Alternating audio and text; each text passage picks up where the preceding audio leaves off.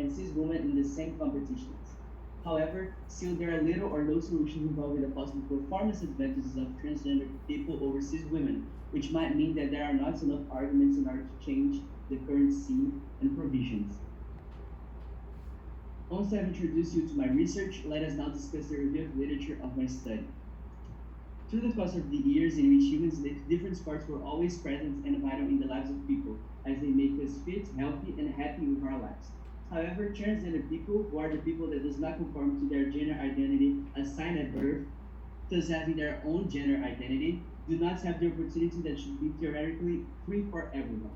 Consequently, these people suffer from severe and negative discrimination, as they are also submitted to gender verification tests, inhibiting their eligibility to compete in various sports when they are gender restricted. As a result of these gender verification tests, transgender athletes are only allowed to compete in the cis women's leagues, resulting in an unfair competition for the naturally born women, also negatively affecting their lives and careers. However, these adverse aspects in women's sports are not recent, as the past policies for their competitions always contain the prejudice that sports are only made for men, not for women. Female athletes, according to numerous studies, have been increasingly underrepresented in the media coverage regarding sport participation. A possible reason for this is that the most viewed and popular sports are those considered to be masculine rather than feminine.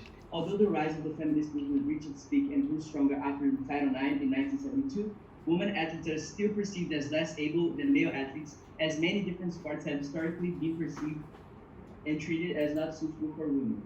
Additionally, according to studies conducted on the area of sex roles in sports, men had more bias over the stereotype that some sports are separated and categorized exclusively as masculine or feminine. According to a study, as a consequence, most worldwide sports associations formalize that athletes must choose from only two genders, female or male. Consequently, all transgender athletes must be appointed to compete exclusively in one of these two categories. Thus, sport associations since the late 1930s have depended on clinical experts to give an unbiased perception and understanding on all of their athletes' qualifications to compete in their leagues. Therefore, the ongoing debate of these perceptions reflects a lot in our cultural and social discrimination, as sex testing of women is premised upon the belief that only two types of body exist. It is conclusive then that these gender verification tests on women athletes confirm the demands for segregation and discrimination of sex sports in events. As a specific example of the negative effects of these gender verification tests, Cassie Semenya, who is indeed a cis woman, a 800-meter Olympic champion, was forced to be submitted to these gender verification tests in 2009 by the International Association of Athletics Federations. After an 11 months of investigation, when she was prohibited to race, it was concluded that she would be able to compete again.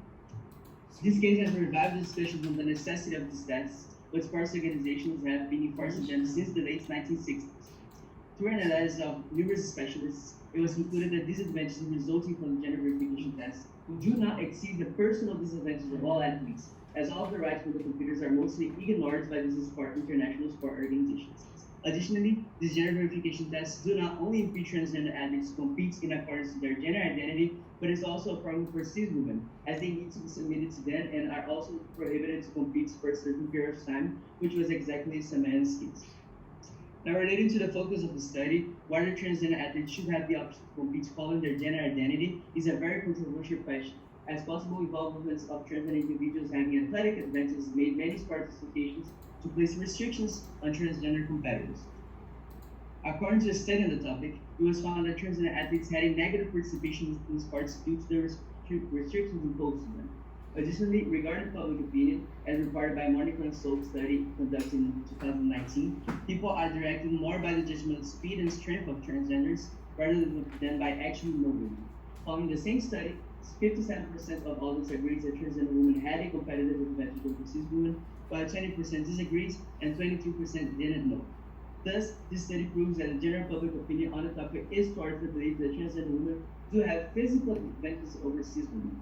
Moreover, a study infers that transgender athletes born male contain an intolerable physical advantage over cis women in the different sport competitions. In the same study, male individuals involved in the test did not lose significant muscle mass or power after the testosterone level were decreased to 10 moles per liter, which is a number below the International Olympic Committee guidelines. Furthermore, according to an additional study, hormone treatment affects the function of different muscles. So even if the powerful changes in the lower limb muscle and strength, transgenders still present an outrageous physical advantage in the next 12 months of testing. Therefore, these studies are also towards the belief that transgender women do have physical advantages over cis women. Conclusively, through an analysis of the sources within the topic, a gap in the studies was identified. In comparison to various studies that show the physical disparity between transgender and cis women athletes, there are no studies that compare the performance advantages between them in the leagues, possibly making the competitions more unfair. Therefore, with all of the presented information and the gap established, it is urgent to formalize the possible performance differences that could make the competition between them unfair, resulting in the negative consequences for cis women. For this study, thus, is provided the following research question. Do transgender women have performance advantages over cis women that make the athletic competition between them unfair? These findings will definitely add a new understanding and perspective that could be used by the international sport organizations for a different evaluation of the eligibility of transgender athletes in the same category as the cis women. If there is a performance advantage of transgender women over cis women, along with the physical advantages already proven, the new arguments would be valid for the revision of the current policies. Once the review of literature of my study was discussed, now let's proceed to the method section. In order to test the hypothesis, which is that transgender women have performance results that overcome cis women results, an exploratory analysis of performance in track and field competitions was conducted and subsequently analyzed. This field of sport was chosen as an easier and effective way to gather the results and time from the athletes. Primarily, it is also important to understand that the analysis is not observing the position for each transgender athletes, but their performance, in order to potentialize the conclusions of the findings.